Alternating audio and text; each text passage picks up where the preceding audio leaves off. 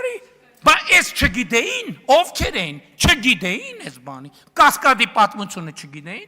ինչ են ես գործերը դարակներուն, ես որևէ մեկին ասել եմ, որ բան արեք, կամ կանգնացրեք, կամ ես արեք, կամ են արեք, բա ժողովուրդն էլ ասում է, երևի սա էլ մտածումը ասում է, նրան, էտա նորմալ է, այս կարգավիճակում էտա գործը, նրան ձեր չտանք, որ մենք էլ կանենք, սա ուղերձա նաև մեզ, ժողովուրդ ջան, սա ուղերձա նաև ինձ, սա ուղերձա նաև իմ բարեկամներին, իմ հարազատներին, իմ ընկերներին, իմ շրջապատին, բոլորին, ով մտածում է, թե մենք իշխանություն ենք, նշանակում է մենք կարանք կոնգրես հյուրանոցը, սա ուղերձա բոլորին, ընկեր բարեկամ, ով ուզում է լինի, ժողովրդից տարած ամեն ինչը այո մտնելու ենք, քանդելու ենք, վերցնելու ենք, վերադարձնելու ենք, կոպեկ, հատիկ, անկախ նրանից ում ընկերն է, ում բարեկամն է եւ այլն եւ այսպես շարունակ։ Ես հույս ունեմ, որ այդպիսի դեպքերի չենք հանդիսանա, բայց այն եմ ասում, բանի դեպքը դրա մասին է։ Հովիկ Աղազարյանի դեպքը դրա մասին է։ Այսինքն ինչ, մենք մեր և ուրիշների կաշառակեր ունենք, մեզ պետք չի լոյալ կաշառակեր, մենք պարտավորություն ունենք այս ժողովրդի առաջ և այդ պարտավորությունը պետք է կատարենք։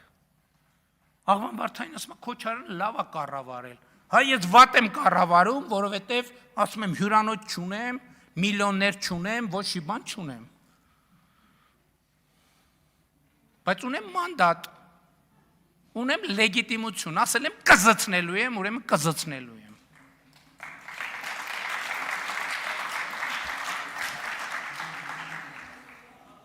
Բառից դե յուրե իմաստով։ Մի հատ էլ ասում են, բանը, ասում են Քոչարյանի բնակարան են մուտք գործել։ Այսօր իրավապահներից հետաքրքրվում են, ասում են 54 հասցեում խուզարկություն է, Քոչարյանը 54 բնակարան ունի։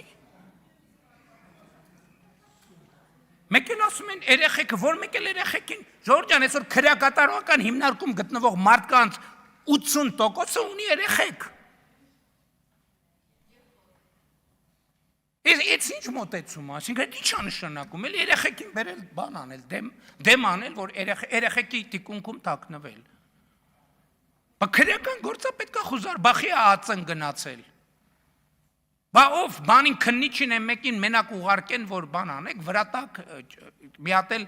գլուխ գովակ, ասեք, տեսակ ինչ ուզեղ տղեկ էինք, բան արեցինք, չթողեցինք, բա պետությունա պետք է աշխատի, բա ասել են պետության համը բերանները տա մնալու։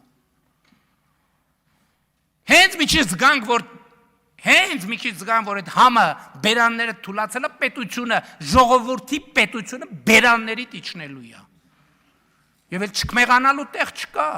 Այո, մենք 2018 թվին արել ենք ոչ բռնի թավշյա հեղափոխություն, եւ ասել ենք վենդետա չլինելու, ասել ենք սիրո եւ համերաշխության հեղափոխությունա։ Բա 8 տարի մեկը տեկակ ասիկա ընկերներ, այս թալանել ենք, դուք էլ օրենքով հնարավորություն եք տվել, որ 25%-ը մնա մեզ, այն մնացածը վերադարձվի։ Մեկը եկել է տենց բան ասել։ Նայում են, հոխորտում են, չգիտեմ, գնում են հարավներում, հյուսիսներում, բաներում, դաբրոներ են նայի, նրանց էլ բանը թևերի տակն են տալիս, ասում են գնացեք, դավայ, ոչ մի խնդիր չունեք, եսա հավաքվում են, կառավարության նիստեր են անում, բան են անում, եւ այլն։ Այն որ պատահական աչքովս ընկա գրել է Նարեկ Կարապետյանը, Հոպար ջան ծնունդդ շնորհավոր, այլևս Հոպար ջան, այլ պարոն վարչապետ չի։ Բա ինչի՞ չեք գրել Պարոն վարչապետ ծնունդդ շնորհավոր, բա ինչի՞ չեք գրել։ Բա գրի։ Ահա գրի ամեն օր։ Ամեն օր տենց էլի նկարվեք, ռիլ սարքեք, գցեք, նենց։ Էլի ասեք պարոն վարչապետ, մենք առաջարկում ենք ինքն ասի, այո, ես պաշտպանում եմ այդ առաջարկությունը։ Ու տենց ամեն օր նկարվեք, գցեք։ Ասում են մարտի մեկի գործը բացահայտված է, Հայաստանի իրավապահ համակարգը մաֆիոզ ազդեցությունների պատճառով չի տալիս դրա գնահատականը։ Քրեական գործում մարտի մեկի մի դրվագ չկա, որը բացահայտված չի։ Սպանությունների պահը Այդ ամեն ինչով պետք է գնաց, որ բացահայտի։ Պարզա, որ սպանությունների հրանգը տվել է Ռոբերտ Քոչարյանը։ Ոնց են բերել բաները ֆորմեկը, Ղարաբաղից ոնց են բերել, ոնց են օլիգարխներին տարեբաժանել, որ օլիգարխը որտեղ է, ամբողջը բացահայտված է։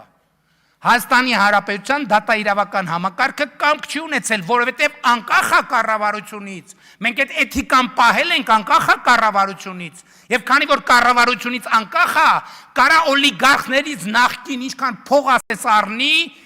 հետաձգի։ Գագիկ Խաչատրյանի դատավարության հետ ինչ եղավ։ Դատավոր այնքան դատը ձգեց, մինչև թոշակի գնաց։ Հա։ Ու համոզված եղեք միայն պետության թոշակի հույսին չի հիմանա։ Ես վստահ եմ, ինչ որ մի բան ինձ հուշում է։ Ինքնայեղ է փաստաբանը։